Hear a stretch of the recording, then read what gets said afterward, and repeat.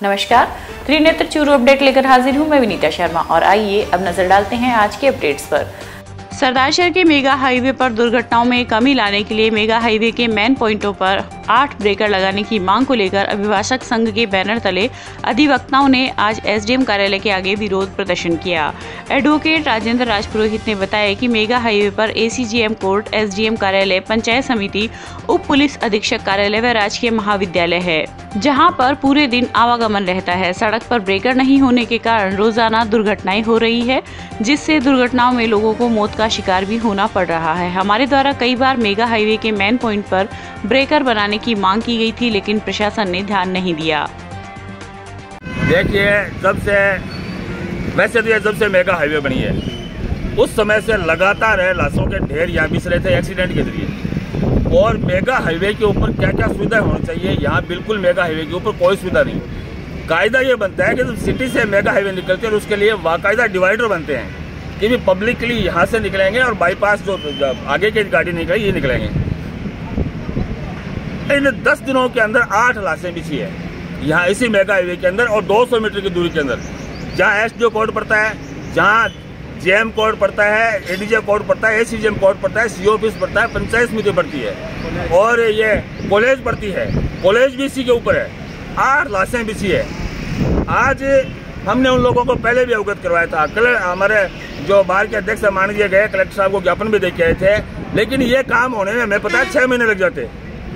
आज हम इतने गुस्से में थे कि भी आज ये सारी लाशें बिछ रही है। आज क्लाइंट्स आ रहे हैं, जहाँ भी जिस भी डिपार्टमेंट में आ रहे हैं, लोग जन समस्याओं के निवारण के लिए आ रहे हैं और उनके घर डेड बॉडियाँ जा रही है। इसलिए हम सभी वकीलों ने मिलकर के, सभी अधिवक्ताओं ने मिलकर के और आज ये तय किया कि आज हमें यहाँ और हाईवे जाम करना है। जब तक हाईवे जाम कील इनके नहीं ठोकेंगे मानेंगे नहीं। सर, किस मांग पर सहमत? हाँ, और अब इन्होंने कल शाम तक 8 ब्रेकरे जहां हम पिन पॉइंट बताएंगे, हमारी 3 वकीलों कमेटी बनेगी, वो जहां पिन पॉइंट बताएंगे, उन्होंने कल शाम को 8 बजे तक और ये ब्रेकर बनाने का और फाइनल कह दिया है कि कल शाम को 8 बजे आपको ब्रेकर मिल जाएगा। आगामी मानसून को देखते हुए नगरवासी परेशान न हो, इसके लिए रतनगढ़ नगर पालिका सचेत हुआ है। मानसून आने से पहले नगर पालिका द्वारा स्थानीय मुख्य गैनाणी के नालों की सफाई का कार्य शुरू कर दिया गया है, जिससे गंदे पानी की निकासी आसानी से हो सके। वार्ड नंबर 9 पार्षद मोहम्मद अब्बास गोरी ने बताया कि गर्मियों में इससे होने वाली बदबू अपने चरम स्तर पर पहुँच जाती है, जिससे वार्ड के लोग बहुत परेशान होते हैं व सांस लेने में भी तकलीफ महसूस होने लगती है। चूरू के अग्रसेन नगर स्थित यूरो किड्स एकेडमी स्कूल में आज मदर्स डे उत्साह के साथ मनाया गया। इस मौके पर सभी छात्र छात्राएं रंगीन वेशभूषा में सज धज कर आए। कार्यक्रम की शुरुआत मां सरस्वती की प्रतिमा के समक्ष दीप प्रज्वलित से हुई। बच्चों ने मदर्स डे पर विभिन्न प्रस्तुति दी। कक्षा प्रथम के छात्र अन्वय शर्मा ने वॉइस मॉड्यूलेशन का यूज करते हुए कहानी प्रस्तुत की। प्रधानाचार्य अनामिका शर्मा ने बताया कि हमारे जीवन में मां के योगदान को विशिष्ट रूप से दर्शाने के लिए विभिन्न देशों में अलग अलग दिनों में मातृ दिवस को मनाया जाता है। एक बच्चे को जन्म देने से लेकर उसे एक अच्छा इंसान बनाने तक सभी पड़ावों में मां अपने बच्चों के जीवन में बहुत अहम भूमिका निभाती है। ये केवल मां ही है जो अपने बच्चे के चरित्र और पूरे जीवन को आकार देती है। एलकेमी स्कूल जो अग्रसेन नगर में स्थित है, आज हमने मदर्स डे सेलिब्रेट किया है। सभी बच्चे जो है अपने कलरफुल ड्रेसेस में अपने मदर्स के लिए कुछ मैसेज के रूप में अपनी अपनी प्रस्तुतियाँ दे रहे हैं। और मदर्स डे स्पेशल हो जाता है जब सभी बच्चों के अंदर ये फीलिंग्स एक अपनी मदर्स की रेस्पेक्ट के लिए क्रिएट होती है और वो उनके सम्मान के रूप में कुछ भी आर्ट या क्राफ्ट की चीज़ बनाते हैं या कोई सांस्कृतिक प्रस्तुति देते हैं। तो आज हमारे स्कूल में मदर्स डे का सेलिब्रेशन किया, बहुत अच्छा शानदार कार्यक्रम रहा। 8 मई 2022 को मातृ दिवस के उपलक्ष्य में जिला मुख्यालय स्थित ब्रह्मा कुमारीज डायमंड हॉल में शाम 5 बजे विशेष कार्यक्रम का आयोजन किया जाएगा, जिसमें सांस्कृतिक कार्यक्रम व नृत्य नाटिका के द्वारा प्रस्तुत किया जाएगा कि हमारे जीवन में मां की भूमिका क्या होती है और अंत में बच्चों के द्वारा अपनी अपनी मां की आरती करवाई जाएगी, जिसमें सभी बच्चे अपनी अपनी थाली सजा कर लाएंगे। साहसिक यात्राओं एवं एडवेंचर टूरिज्म में देश के अग्रणी संस्थान कैंप इंडिया एडवेंचर्स द्वारा दिनांक 28 मई से 31 मई 2022 तक ध्यान एवं योग समागम का आयोजन किया जा रहा है।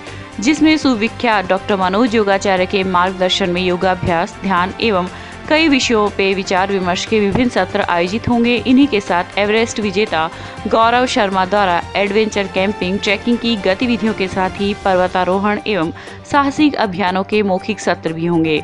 धर्मशाला से 20 किलोमीटर दूर स्थित करेरी में कैंप इंडिया एडवेंचर्स पे उक्त समागम आयोजित होगा।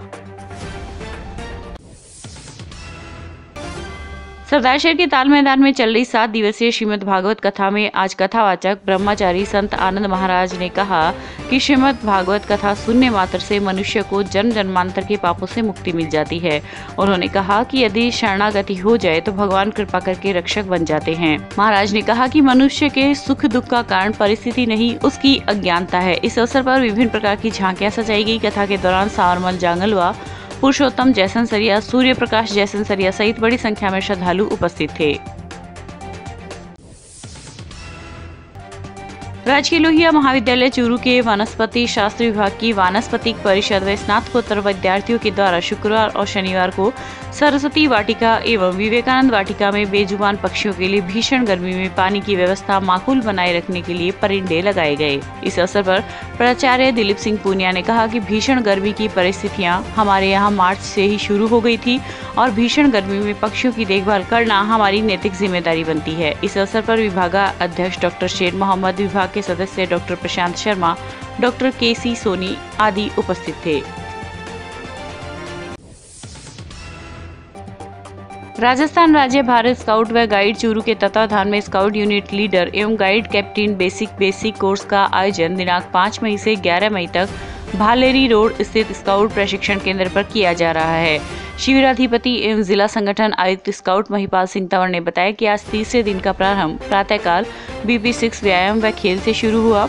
शिविर में जिले के 40 अध्यापक अध्यापिकाएं स्काउट गाइड की विभिन्न विधाएं एवं कौशल का प्रशिक्षण प्राप्त कर रहे हैं।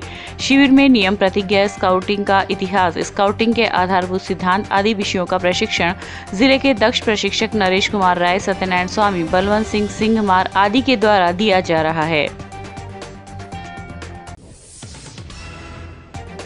रतनगढ़ पंचायत समिति के पीछे 26 वर्षीय गर्भवती महिला के साथ मां बेटे ने मिलकर मारपीट की तथा अभद्र व्यवहार करते हुए उसे जाति सूचक गालियां निकाली।